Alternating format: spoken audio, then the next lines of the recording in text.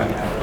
En Berlín, en el Congreso de la Academia Europea de Neurología, con el doctor Martin Holtkamp, médico director del University Hospital Charite de Berlin.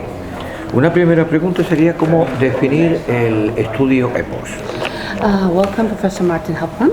Our first question is how you would define, how will you tell us the study of EPOS? Well, EPOS is a phase 4 study. That means it's a non-interventional trial. It's an observational study that has been performed prospectively. And I think one of the important characteristics is that patients have only one baseline antiepileptic drugs, and then eslicarbazepine acetate was added. And then we have the baseline period of 3 months, and then we look after 3 months of treatment and after 6 months of treatment, how many patients are still on the drug, and that is what we term retention rate. And this is influenced by the efficacy of the drug and the safety tolerability of the drug, and that has been performed in Europe in 8 different countries in 88 different sites. Se está desarrollando en 8 países de Europa. ¿Está previsto España? You develop in 8 countries. 8, no? 8 countries. You are thinking to go one in Spain too, to develop it in Spain?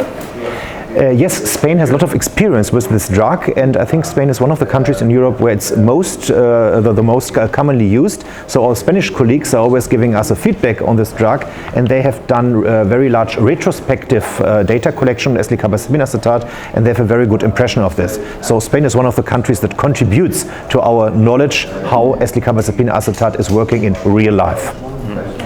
¿Qué ofrece Zebinix en comparación con otros medicamentos antiepilépticos? Okay, what does Zebinix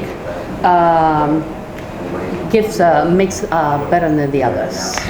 That's always a difficult question because in all the regulatory trials, the randomized controlled trials, the comparator is not another antiepileptic drug. So we don't compare eslicarbazepine acetate to something else, but we compare this to placebo.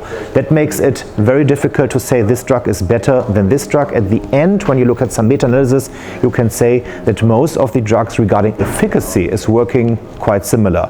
But the other side of the coin is that looking at tolerability and safety, and these data have shown that it's a very safe drug, and what is very important, 30 to 50% of epilepsy patients have depression, and some or the majority of the new epileptic drugs can increase or can further deteriorate depression, and these data have shown eslicarbazepine acetate that depression is getting better with the drug. So when I look at what kind of patient group I would give this drug, I would look at patients who have difficult to treat epilepsy and who have depression, because it works against epilepsy and against depression.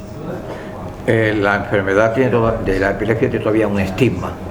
The disease still have a stigma, epilepsy. I fear. So still in the year 2015, I think there are a lot of prejudice against the patients who have epilepsy, and we as a doctor not only treat the patients, we also act politically. We encourage the patients to talk about this, and I think it's still a problem today in a lot of European and other countries that epilepsy has a stigma. That's true, and that you can see because there are so many rules or so many things that epilepsy patients are said they are not allowed to do. For example, climbing in the mountains or drinking alcohol or anything like this, so that discriminates them from other group of patients. Yeah, we don't want to say it's a very easy-going condition, it's a severe condition in some cases, but it's well understood. We know the neurobiology of the condition, we can treat it quite well, and so we maybe hopefully in the next 5 to 10 years all the prejudices have gone. De la cuestión, el futuro del tratamiento de la epilepsia. Can you give us your sight of the future of the treatments in epilepsy?